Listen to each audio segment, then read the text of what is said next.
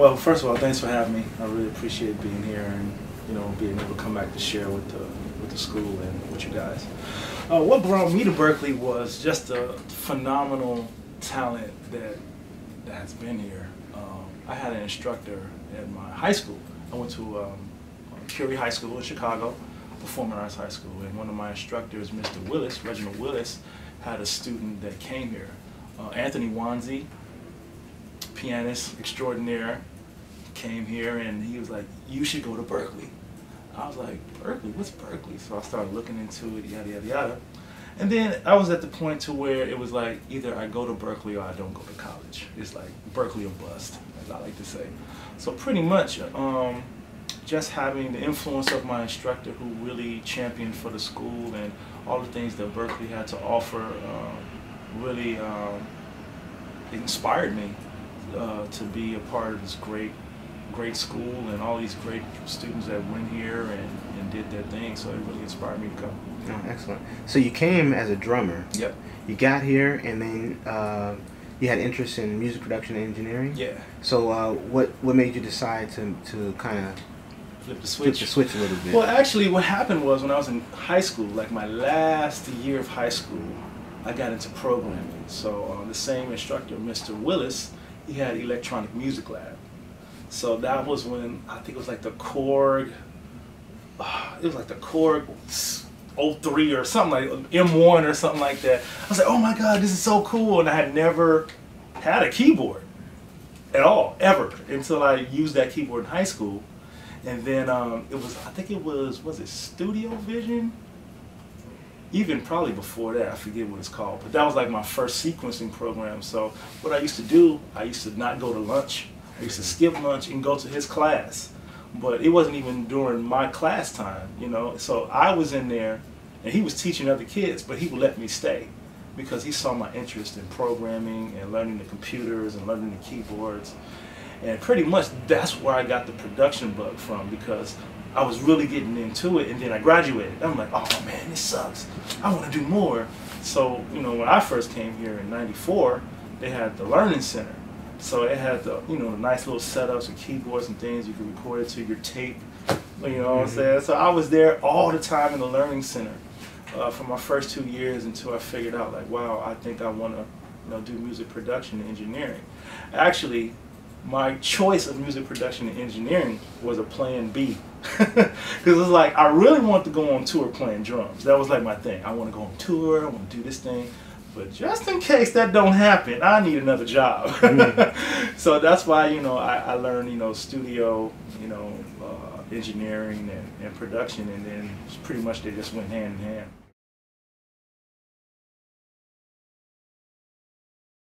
Oh yeah. Still to this day, it's like it's a game. Like anywhere I go in LA or anywhere that's musical, they're like, "Yeah, I'm from Berklee." Oh, word.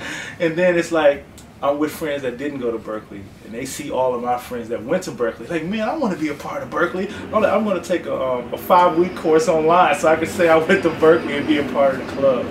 But it's a very elite club, elite, people that graduate and go to this school. It carries weight in everything that I do in the professional realm. I mean, like I said, from me knowing people that's A&Rs or head A&Rs like Neil Jacobson. Me and him went to school together. He's running Interscope now. A lot of people. Johnny Nahara, Natural. He's Usher's musical director. So it's just like all my friends that we went right in this 150 building are really doing big things in the industry, and we all keep in contact because of our Berklee connection.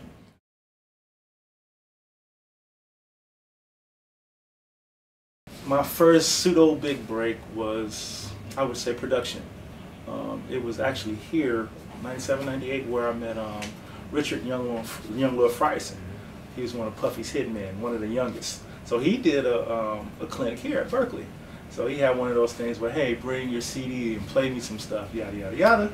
So that's what I did. All those hours at the Learning Center, working, working on my craft, it presented an opportunity for me to play my music. And sure enough, he liked what he heard. then he used to send for me to come to New York on the weekends. And that's when I kind of first got my break in the industry, just learning how to produce, not just make beats. Learning that less is more.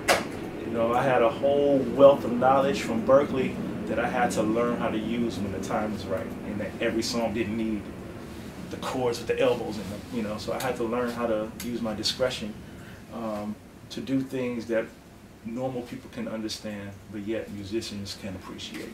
So I think that was my first big break working with him.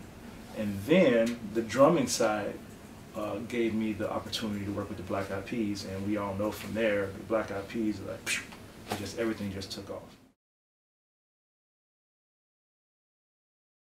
Right now, I'm more in the studio than I do playing live, but I do play live like around LA. I have a couple spots that I have live music at, so I'll play then. But I feel like I've retired somewhat from drumming because it's a lot of work. It's a lot of work. It's a lot of work. My body has been beat up from 11 years of tour, so I'm really trying to rejuvenate my nerve cells and all my muscles and stuff from sleeping in airplanes and cars and buses and 3 countries in a day. We toured more days than it is days in a year. I mean, had more shows. So our first year of Black Eyed Peas, 2003, we had over 500 shows in 1 year. So it's like, it's been crazy. So now I feel I've put in my time kind of like the military. I was in the Army, now I feel like I'm a general, you know, or a colonel. And I like to give the opportunity to other people that's coming up. You know, I see a lot of talented people, and I want to give them the same opportunity to success that I've had. So I feel like I've been blessed to be in a position to you know, recommend people for different gigs, and a lot of people call me from musicians. So I'd rather pass it on, and I feel better that way.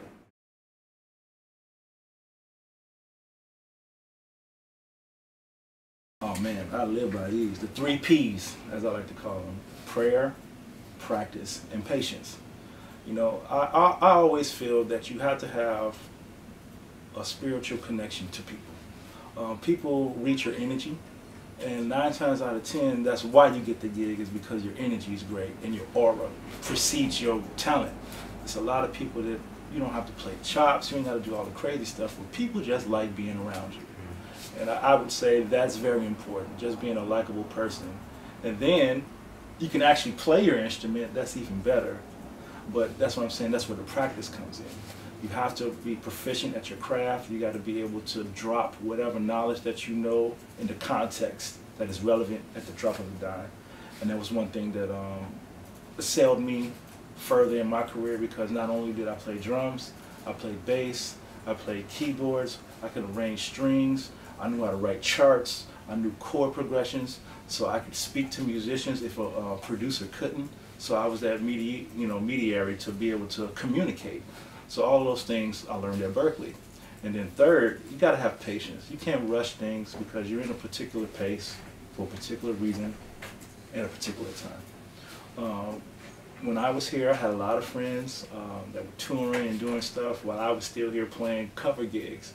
You know, I was happy for them, but you know, I was like, hey, when am I getting my shot? But when my shot came, I had to be ready, and then my shot was my shot, you know.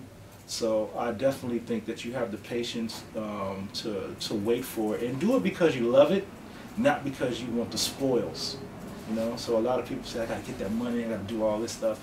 I don't play drums, or I never played drums to get paid. I play drums because I like to play drums, and the rest is sugar on top. So I would just say those 3 things really helped me in my career, you know, and I continue to still abide by them. Well, right now, I have a single out with a former Berklee grad, Guapale. So it's called Hey Boy, featuring Snoop. I'm executive producer of her whole record. Her record's called Strong as Glass. That comes out actually this month, on the, I want to say the 21st. That, and then produced Estelle, 2 songs on Estelle's record that comes out in November, good friend of mine. And I think the most important thing I'm doing right now that I'm super excited about, I've currently created a musician agency. It's called the Global Music Agency, or TGMA. Just legalized everything maybe like a month ago. The website drops on Friday, 10/10/14, if this airs before that or not. So I'm super excited about that, and I'm definitely looking forward to working with Berklee to be able to have a transition for musicians that leave Berklee to say, hey, I want to move to Los Angeles. How do I get into the scene? Hey, well, think about joining my agency, TGMA. We have a nice protocol of how we select our musicians, only the best. I have a good team working with me. Gordon Campbell, good friend of mine, drummer, producer. He's played with everybody under the sun. Jen Sartori, who's toured manager to Peas and Fergie and a lot of other folks. And then my lawyer and attorney, Helen Yu, who represents me. We all put our heads together to put this thing together for musicians. It's after my heart. Of course, I'm a musician, and I want to make sure that musicians are properly represented. A lot of times they go out for gigs and don't have anybody fighting for them on their behalf. So I really hope that this is something I can partner with Berklee, having students even come out to intern, music business students that's interested in becoming agents, also students that arrange, musical direct, engineer, drummers, singers, the whole gamut. And the website will be coming soon on Friday, which will be the gobomusicagency.com or gobomusicagency.com, G-O-B-O. And I'm super excited about that.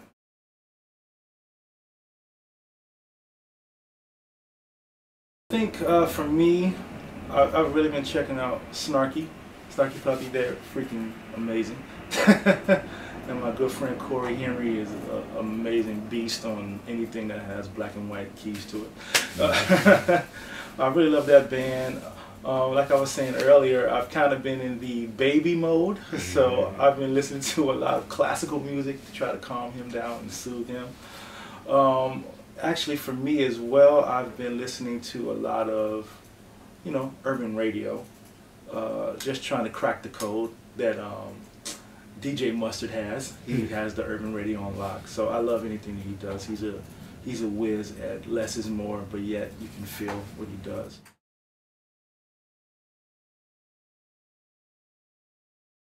I'm always taking stuff. All right. There you go. There we go. But no, I gotta put your name or something on there. It's all Oh, it's all on it's here? on there, yeah. All right, cool. Put Young Keys right there, see?